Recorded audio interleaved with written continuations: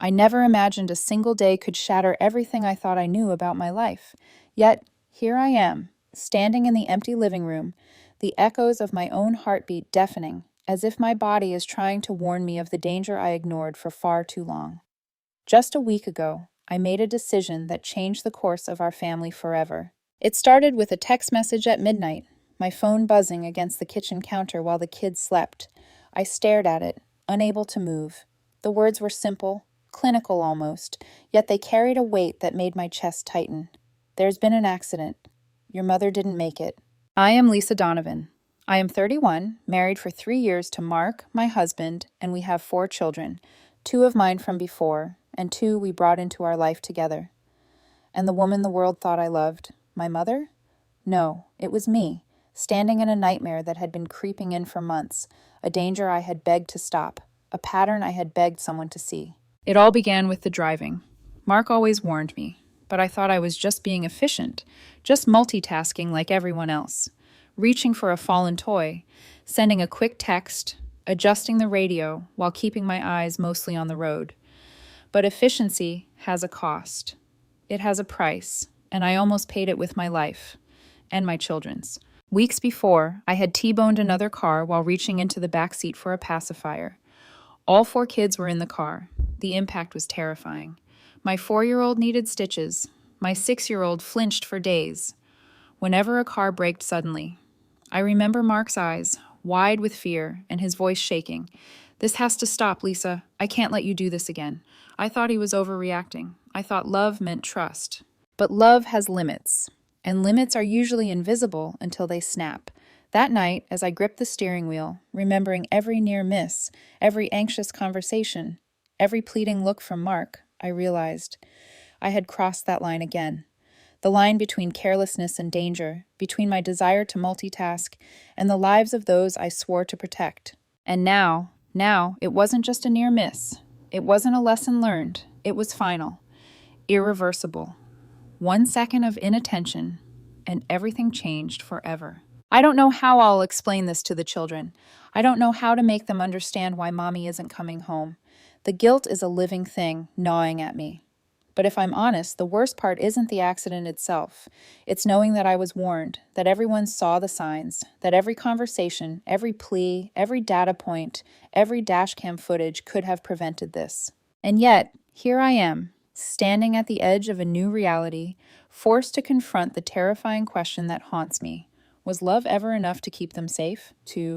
Because sometimes the hardest choice, the one that breaks your heart, is the only choice that can save lives. I was 27 when I first met Mark. I had just started working at a marketing firm, juggling deadlines and clients with a kind of restless energy that only ambition can fuel. He was 30, a software engineer with a calm presence that seemed to counterbalance my constant nervous motion. I remember the first time our paths crossed at a mutual friend's birthday party. He spilled red wine on his own shirt and laughed it off, apologizing to no one but himself, and I remember thinking, this man doesn't take life too seriously. Maybe he should. Our connection was instant but subtle. There were long walks through city parks, coffee dates that stretched into dinner, and endless conversations where I shared my dreams and fears, and he listened, truly listened. Over the next months, we fell into a rhythm of companionship that felt both exhilarating and safe. I was still learning to trust completely, but with Mark, it came easily. When I became a mother for the first time, everything changed. My older children were young, and suddenly the weight of responsibility was tangible in every sleepless night, every crying fit, every milestone. Mark adapted in ways I hadn't anticipated. He changed diapers, prepared meals, and held our children when I needed a break. His patience was boundless, his support unwavering. That's why I fell deeper, not just in love with him, but in love with the idea of building a family together. Our first child together arrived after 2 years of marriage. Holding her for the first time, I felt a surge of emotion I had never known, joy intertwined with fear, happiness shadowed by the knowledge that every choice I made now affected this tiny human being in ways I couldn't yet understand. Mark stood beside me in the delivery room, his hand gripping mine, whispering, "We'll figure this out together." And for a while we did. But even then, subtle signs appeared. Little things that seemed insignificant at first. A distracted glance at his phone, a terse reply when I tried to talk about schedules, a defensive tone when I suggested slowing down. At the time, I brushed them off. Everyone has stress, I told myself. Marriage is hard, parenting is harder. I loved him. That was enough.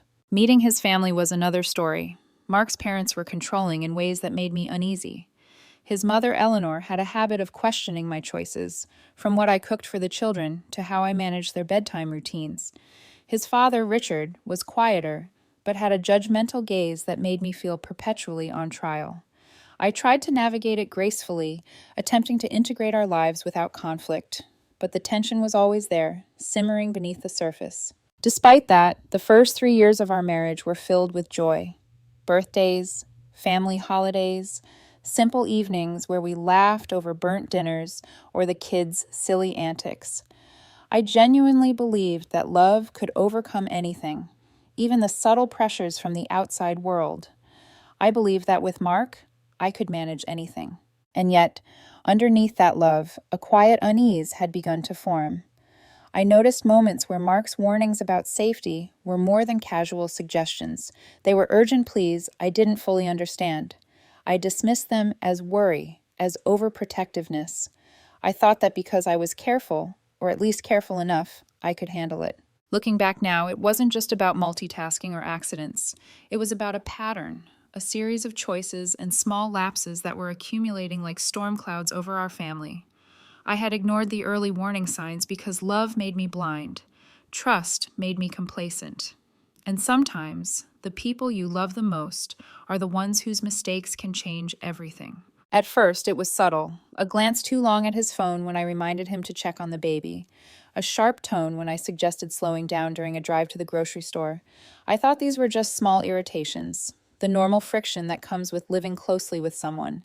But gradually, they started forming a pattern I could no longer ignore. Mark had always been cautious, especially with the kids. He would insist on seatbelts, monitor speed limits, and remind me repeatedly about the dangers of distracted driving. 1 second of inattention, Lisa, is all it takes, he would say, his voice steady, but eyes betraying the worry I was beginning to understand. I brushed it off at first, irritated that he seemed to treat me like a child. I've been driving for years. I know what I'm doing, I would respond, thinking his concern was overbearing. But the incidents kept accumulating.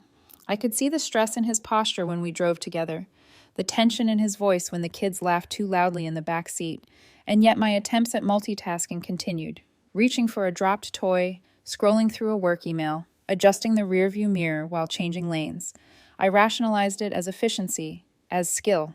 Then came the near misses, minor collisions that could have been avoided if I had just focused. Each time, Mark's reaction was calm but firm. Lisa, you can't keep doing this. I remember one moment vividly. He held my hands in his, staring into my eyes with an intensity that made my stomach churn. I'm not trying to control you. I'm trying to protect our kids and you. I nodded, feeling guilty, yet I went back to the same habits when he wasn't watching. Friends and family started noticing the tension too. Some casually mentioned it, assuming I was overreacting. Everyone multitasks while driving, right? It's normal, one friend said, laughing lightly. Mark's parents were even more insistent, subtly undermining him during dinners. You're being too strict, Lisa. Let him relax. He's just worried. The words stung, as if everyone was conspiring to invalidate the worry I had started to feel deep in my gut. I started remembering the early signs, little things I had dismissed. The way Mark flinched when another driver cut him off, how he would tense every time a car door slammed in a parking lot, the nights he lay awake calculating risks I hadn't even considered. And then the memories became sharper, more urgent, the scars of past accidents, minor collisions that left bruises and stitches. My mind kept returning to those moments, trying to connect dots I had ignored. And inside me, the conflict grew.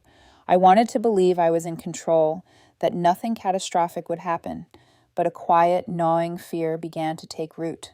What if Mark was right? What if my multitasking wasn't just careless, but dangerous? The tension between us became a silent undercurrent in daily life. Meals were interrupted by arguments about trivial things. Conversations dissolved into defensiveness. Even the kids sensed it. Their laughter became cautious. Their questions pointed. Mommy, why is Daddy so mad? I realized that the very thing I thought made life efficient, my multitasking, my independence, was creating a fracture in our family, one that grew wider with every ignored warning. The seed had been planted. The argument, the break, the moment of crisis, it was already sprouting. And though I didn't know it yet, the line between caution and obsession, love and control, was about to blur in ways I never imagined. The morning started like any other, with the chaos of breakfast, lunch boxes, and backpacks. I kissed the kids goodbye as Mark headed to work, telling him I would handle the school run today. I remember the feeling, a mixture of confidence and defiance. I can do this, I thought. I've always managed everything. What's the worst that could happen? Minutes into the drive, everything went wrong. A pacifier had slipped from the back seat and rolled under the console. My hand reached down instinctively, and the car swerved. In that instant, my stomach dropped. Time slowed. I heard a screech of tires, felt the impact, the jolt that threw the children forward. The world became a blur of screams, cries, and flashing lights. When I finally steadied the car, my heart pounding like a drum in my ears, I looked in the rearview mirror. My 4-year-old had a small cut on her forehead. My 6-year-old clutched her doll, tears streaming down her face, visibly trembling from the shock. The other 2 children were crying, frightened, bewildered. I had known the risks, but had convinced myself I was careful enough. Clearly, I was not. I reached for my phone to call Mark, my hands shaking. "Mark, it's me. There's been an accident," I managed to whisper. My voice trembled, betraying the fear I had tried to suppress. I could hear his calm, controlled breathing on the other end before he finally spoke, and even his words carried the weight of dread. "Where are the kids? Are they hurt?" As I described the situation, I could feel his disappointment and fear cutting deeper than any physical injury. "Lisa, you promised me. You promised no multitasking with the kids in the car. We talked about this." His words weren't accusatory. They were a mixture of anguish, anger, and helplessness. And in that moment, the reality hit me. My choices, my insistence on multitasking, had put the lives of those I loved most at risk. The paramedics arrived, and I watched as my children were tended to with gentle urgency. The youngest was crying inconsolably, the 4-year-old needing a bandage for the cut on her forehead. I felt a hollow ache in my chest. I had always thought love and care were enough to keep us safe, but here was the evidence that I had been wrong. Later that night, Mark sat across from me at the kitchen table. His eyes were red from worry, his hands folded tightly, trembling slightly. "Lisa, this isn't just about accidents anymore. This is a pattern. You've had near misses before, and now this. Our kids. They can't take another one of these." I looked down, ashamed. My lips quivered as I tried to speak, but the words felt heavy. I didn't mean to. I wanted to do everything. Keep everything under control." My voice trailed off. He shook his head slowly, a mixture of sorrow and resolve. "Control isn't worth their safety. Not anymore." The tension escalated quickly. We argued, calmly at first, then passionately, until exhaustion left us in silence. The house felt smaller, the air thick with unspoken fears. Every sound, the creak of a floorboard, the whine of a car outside, reminded me of what could have happened. I felt my heart tighten every time the children laughed or cried, every time a phone rang, every time the weight of my mistakes pressed down like a leaden blanket. By the end of that night, it was clear to both of us, nothing could return to the way it was. That single moment of inattention had forced a reckoning. My love, my care, my intentions, they weren't enough to protect my family.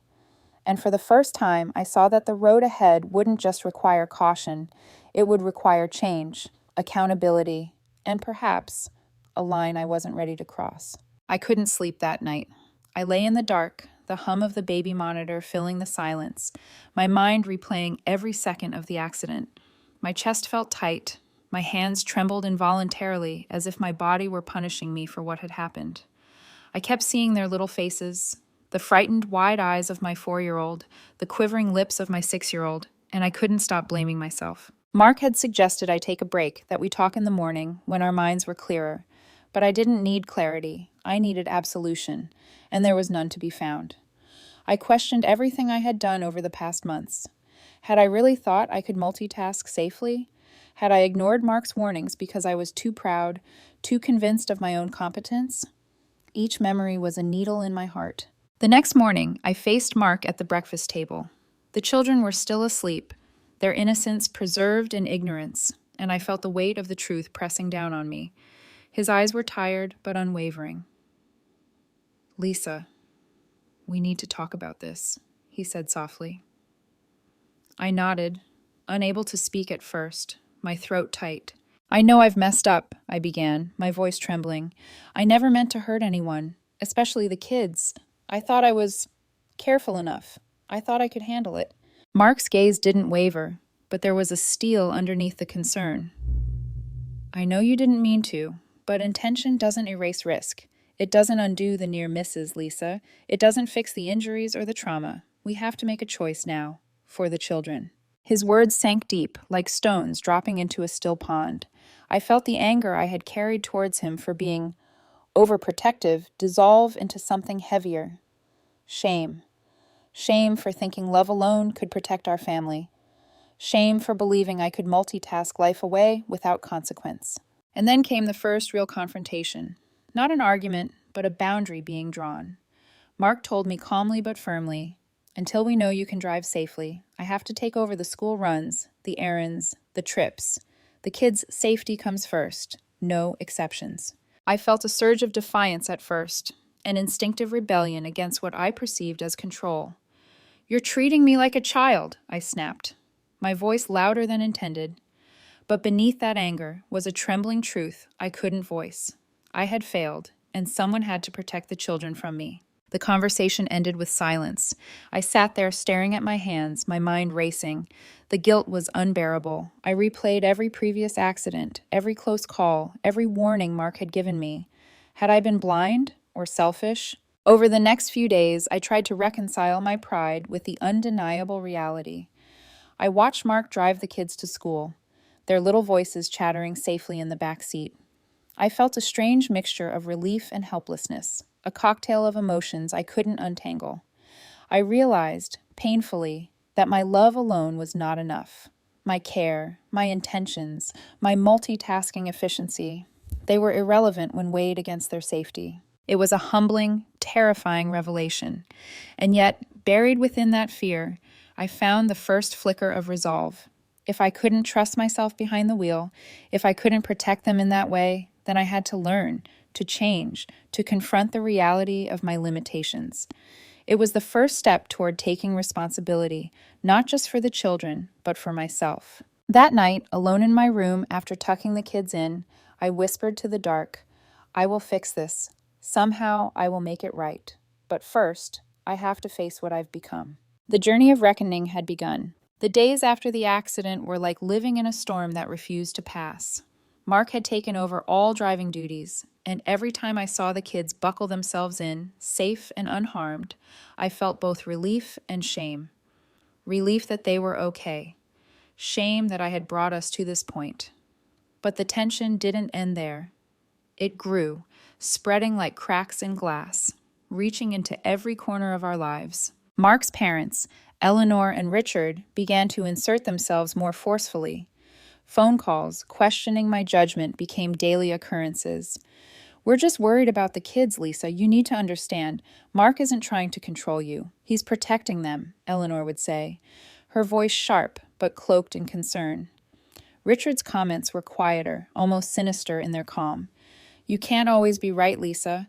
Sometimes you need to let others take responsibility for the safety of the family." Even our mutual friends weighed in, many taking Mark's side, others defending me. "Everyone multitasks while driving," one would say. "You're overreacting, Lisa," another would insist. I felt like the world had split into factions, each side convinced they were right, leaving me to navigate a battlefield I hadn't asked to enter. Meanwhile, the evidence kept piling up. Dashcam footage from previous near misses resurfaced, showing me taking my eyes off the road, hands off the wheel, children reaching for toys or crying in the back seat. Mark had meticulously documented each incident, the statistics, the tickets, the past accidents, 7 years of data painting a picture I could no longer deny. I tried to argue, to explain, but the numbers spoke louder than my words. The children began to notice the tension too. Our youngest would ask, "Mommy, why can't I sit with you in the car anymore?" And the 4-year-old whispered, "I miss sitting in your lap when you drive us." I wanted to hold them, to apologize, to promise things would be different. But the reality was harsher than any words could soothe. I couldn't risk another accident. I couldn't risk their safety for my pride. Every conversation with Mark turned into a carefully navigated minefield. Raising my voice, showing frustration, or even hesitating for a second could spiral into arguments that lasted hours. I started noticing how defensive I had become, how my heart raced at the thought of criticism, how every judgment from others, friends, family, even Mark's casual advice, felt like an accusation. Internally, I was changing. The confident, multitasking Lisa that had once believed she could manage everything was dissolving. Fear, guilt, and self-doubt became constant companions. I had to confront a reality I hadn't anticipated. My habits were dangerous, and the love I thought would protect my family was insufficient. I realized that the only way forward was to acknowledge my limitations, to submit to boundaries I had previously resisted, and to face the consequences of my choices. And then came the moments that broke me further. The visits with Mark, supervising the children, the reminders that I was not allowed behind the wheel with them, the quiet judgment of his parents when I was merely in the same room. Each moment was a dagger, each glance a reminder of the risk I had posed. Yet, amidst the turmoil, I began to understand a difficult truth. This escalation, this intervention from family, friends, and Mark himself was not an attack. It was a lifeline. If I continued on my old path, the consequences could be catastrophic. And though it hurt to admit it, I started to see that control was not my right.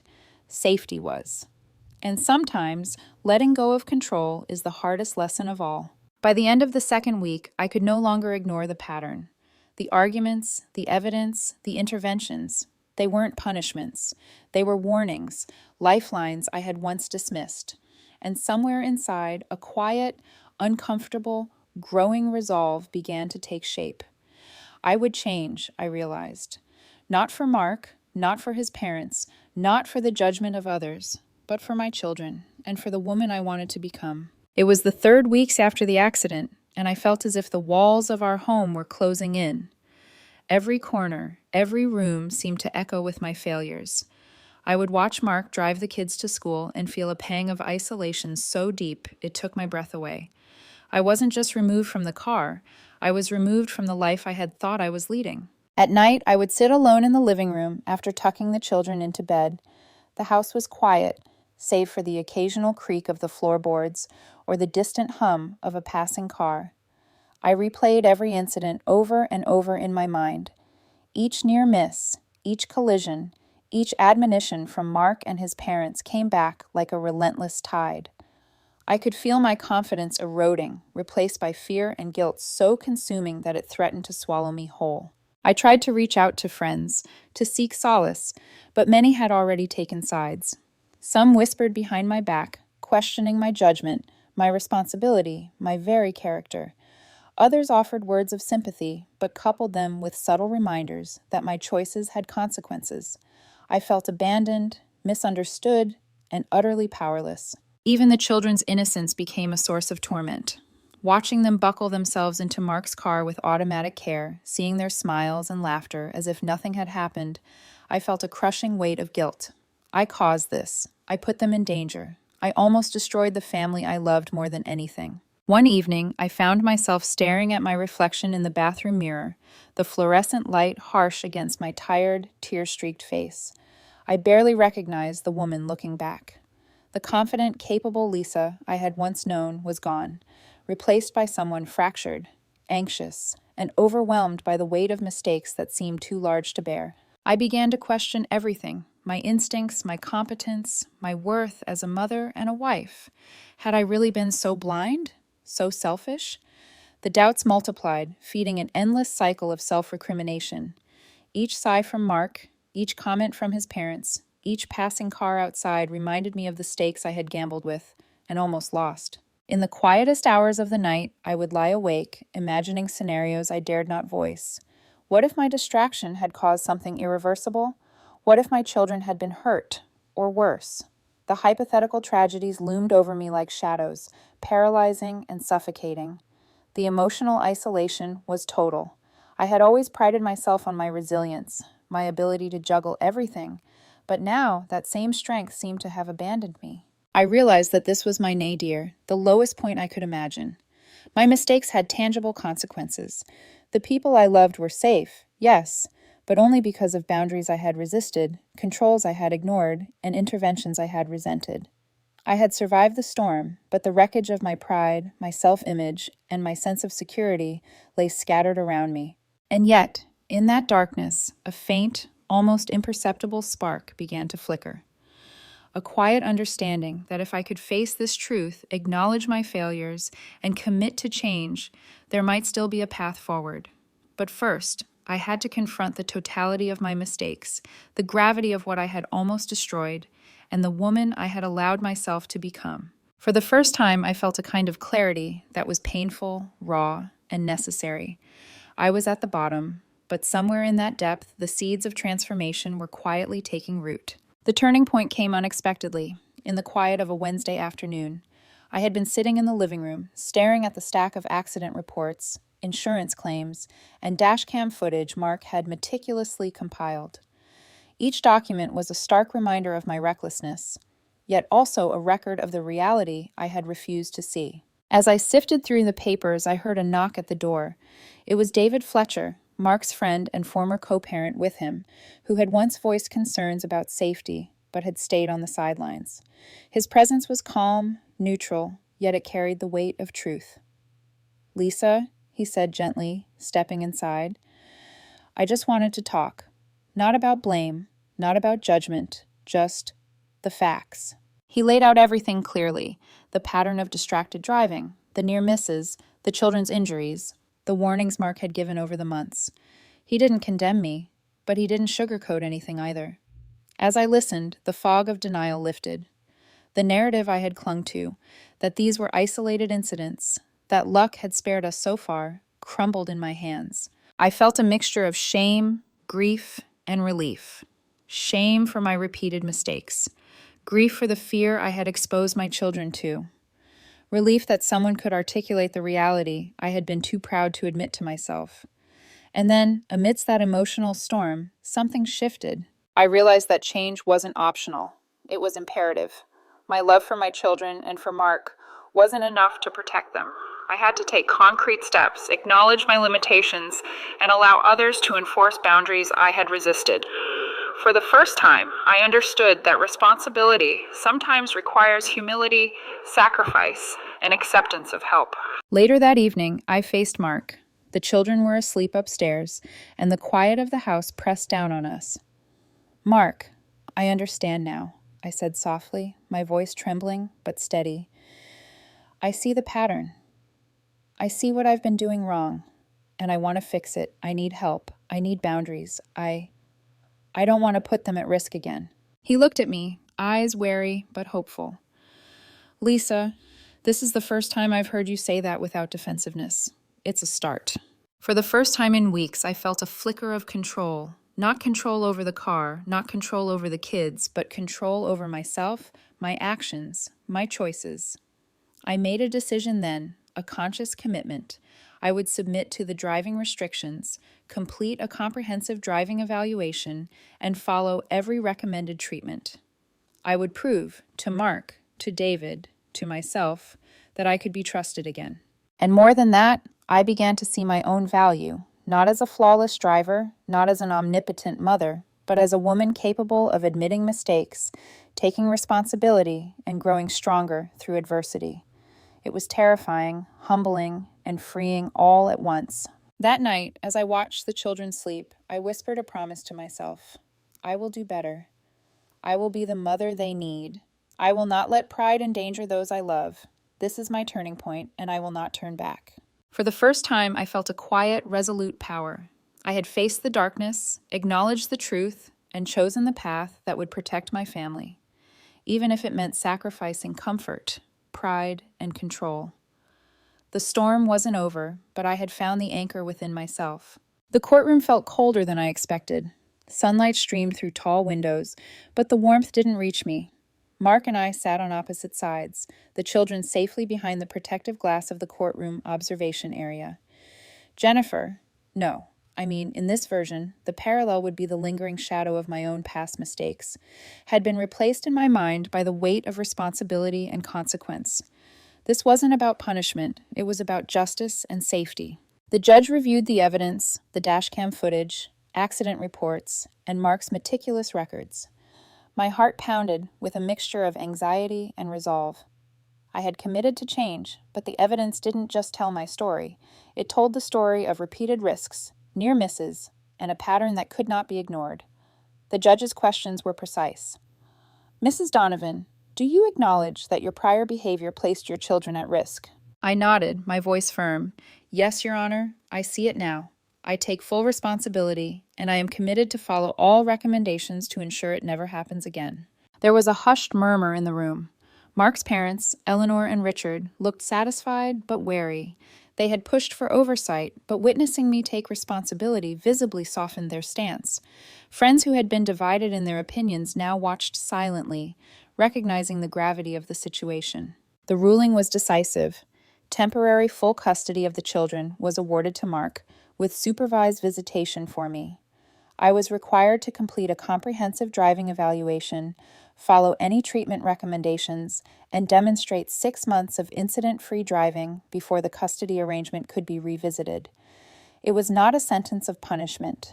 It was a framework for safety. Outside the courtroom, the fallout continued. Some friends distanced themselves, uncomfortable with the public acknowledgement of my mistakes. Others, quietly supportive, reached out with gentle words, acknowledging the difficulty of the situation and my willingness to confront my failures. Mark's parents remained cautiously critical, but gradually softened as they saw my sincere commitment. I left the courthouse with a mixture of relief and sorrow. My children's safety was secured, yes, but at the cost of my autonomy and pride. I felt the sting of judgment, the whispers of those who had once sided with me, and the quiet acknowledgement that I had brought some of this upon myself. And yet, there was a strange clarity in it all. I had faced the consequences, admitted my faults, and accepted the structured boundaries necessary to protect those I loved. At home, the atmosphere was tense but necessary. The children adjusted slowly, learning to trust Mark's driving again, while I adhered strictly to my new limitations.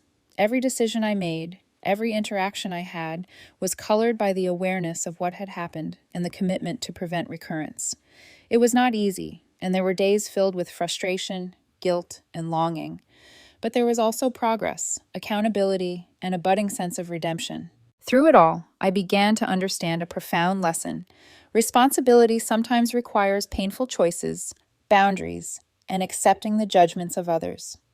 My love for my children had always been unwavering, but love alone does not ensure safety.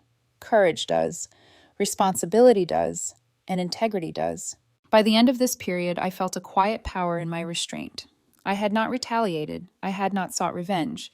I had simply accepted reality, protected my children, and begun the long, necessary process of healing. I could see now that falling apart publicly, facing judgment, and enduring isolation were steps in reclaiming not just my role as a mother, but my self-respect. Though the path forward was narrow and challenging, it was mine to walk. And with each small victory, the children's laughter unaccompanied by fear, my adherence to the rules, and the slow rebuilding of trust, I began to reclaim a sense of self I thought I had lost forever. Time passed slowly, but with each day, the sharp edges of guilt and fear began to dull. I watched my children grow, laugh, and thrive in safety, and I realized that survival and accountability were victories in themselves. The mornings no longer began with panic, the evenings no longer ended with dread. I had learned to measure my love not by grand gestures or endless multitasking, but by responsibility, presence, and awareness. Mark and I maintained a careful balance. He remained firm in his boundaries, yet supportive, guiding me as I completed my driving evaluation and adhered to the required restrictions. We communicated honestly, without judgment, without anger, finding new ways to co-parent that respected both safety and the bonds of love. I began to see him not as a controller, but as a partner in protecting what mattered most. I also discovered a deeper understanding of myself. The woman who had once believed she could manage everything, who had dismissed warnings and trusted luck, had been humbled, but she had not been broken. I had faced my failures, endured the fallout, and emerged stronger, more self-aware, and more capable of making the right choices. My pride had been tested, my instincts challenged, but I had survived, and in surviving, I had grown. Therapy became a sanctuary. Each session peeled back layers of guilt, shame, and denial, allowing me to confront the patterns that had almost destroyed my family. I learned to forgive myself, not in a sweeping gesture, but in quiet, deliberate steps, acknowledging my mistakes, making amends, and committing to never repeat them. The children, too, participated in their own healing, learning that mistakes do not define a person, but actions and responsibility do. The most difficult moments came when I reflected on what could have been. The shadow of potential disaster. What might have happened if Mark hadn't intervened, if the kids had been in the car during a serious accident, haunted me. But I refused to let that fear dominate me. Instead, I focused on the lessons it taught: vigilance, accountability, and the courage to accept boundaries even when it challenges one's pride. Eventually, the rhythm of life returned. Family dinners, bedtime stories, school drop-offs. These ordinary moments became extraordinary because they were safe, because I was present, because I had learned the hard truth that love alone does not protect. It is responsibility, courage, and action that do. Looking back, I realized that this story, our story, is not just about mistakes or accidents. It is about the weight of love, the courage to face one's flaws, and the resilience to rise from the deepest despair. It is about the impossible choices parents must make to protect their children, even when it breaks their own hearts. And so, as I tuck my children in each night and watch them sleep peacefully, I whisper to myself, I survived. I learned. I will keep them safe, and I will keep growing. For anyone watching, listening, or reading, the lesson is clear. Love is not enough when it ignores danger. Good intentions cannot substitute for responsible actions, and sometimes the hardest choices, the ones that feel cruel, isolating, or heart-wrenching, are the ones that protect the ones you love most. I may have lost my freedom behind the wheel, my pride, and the illusion of control, but I gained clarity, safety, and a renewed sense of purpose. And in the end, that is a victory worth everything.